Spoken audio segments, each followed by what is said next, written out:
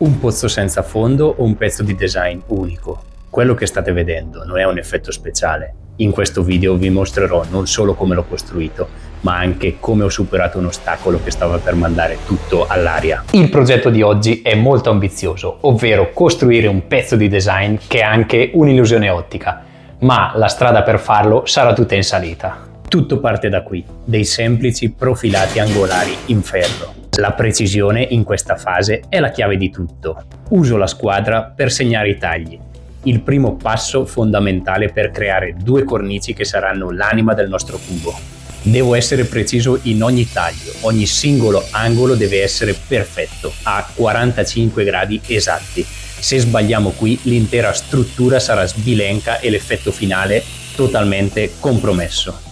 Appena dopo averlo tagliato di netto, do una passata con la lama da smerigliatura per far sì che gli angoli non siano più taglienti. Per sicurezza controllo anche con altri strumenti che siano esattamente a 45 gradi. E ora la parte che preferisco, la saldatura. Qualche punto per fissare i pezzi in posizione con le calamite e poi un bel cordone per unire tutto in modo solido e permanente. Finalmente posso unirli assieme. Ecco la prima cornice pronta e ovviamente ecco anche la seconda pronta. E le gambe le farò di 3 cm.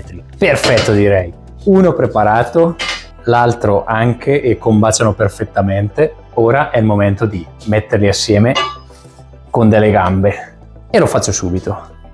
E così inizio a fare i primi segni per le gambe. Mi appunto lì sul ferro per sapere in che punto devo fissarmi alla mia struttura preesistente e in che punto dovrò invece appoggiarmi in terra. Taglio 4 montanti verticali, tutti della stessa identica lunghezza. Questi saranno le colonne portanti del nostro cubo. Ora inizia la fase di assemblaggio vera e propria. Basta 1 millimetro di errore e l'intera struttura risulterà storta. La precisione nella saldatura è tanto importante quanto quella del taglio. Mentre sto per continuare, mi accorgo di un dettaglio che potrebbe crearmi problemi dopo. Voglio che la parte inferiore sia sollevata da terra ed ecco che mi viene un'idea. Ed ecco che mi vengono in aiuto i pezzi di scarto che non butto mai. Problema risolto. Prima di tutto, maschera per le polveri di vetro e occhiali sono assolutamente obbligatori. Disco diamantato per il taglio del vetro. Questa parte solo al pensiero mi ha fatto passare diverse notti insonni. Prendo per bene le misure su questo vetro che proviene da un mobile che non è mai stato montato, dunque è nuovo. Non posso assolutamente sbagliare. Per ulteriore sicurezza mi metto 2 paia di guanti perché le schegge di vetro sono molto pericolose. Ora trattenete il respiro insieme a me. Il primo passaggio lo faccio a secco, solo per incidere la superficie. Tagliare il vetro in questo modo genera un calore pazzesco. Il calore è il nemico numero 1. Un piccolo shock termico e addio progetto, con quello che mi è costato tutto. Ed è qui che entra in gioco il trucco, l'elemento che farà la differenza tra successo e disastro, un po' di acqua. L'acqua agisce da lubrificante e soprattutto da refrigerante. Dissipa il calore generato dall'attrito e ci permette di proseguire il taglio senza mandare in frantumi il nostro specchio. Me la son vista brutta, però taglio netto e pulito. Posso tirare un sospiro di sollievo grande come una casa. La parte più difficile l'ho fatta, però ho ancora paura di romperlo. La struttura è quasi completa, ma manca un dettaglio fondamentale. Prima di tutto un piccolo foro di precisione in ogni angolo. Sto usando la punta da 3,2 mm che è la misura perfetta per il passo successivo, ovvero creare la filettatura con un maschio M4. Ed ecco fatto, in questo piccolo foro avviteremo poi una ventosa. Una soluzione semplice ma efficace. È il momento di proteggerla e darle il suo aspetto definitivo. Prima tappa, una buona mano di fondo antiruggine. Questa è la base per una finitura perfetta e duratura. Una volta asciutto il fondo passiamo al colore vero e proprio. Ho scelto un grigio effetto zincato per un effetto pulito e moderno. Passiamo ora al componente più importante, quello che creerà la vera magia. La superficie superiore. Per far funzionare l'illusione del pozzo infinito, infatti, non basta un secondo specchio, ma uno specchio unidirezionale. E siccome uno specchio del genere può essere costoso e difficile da trovare, ho deciso di costruirlo da solo. E come?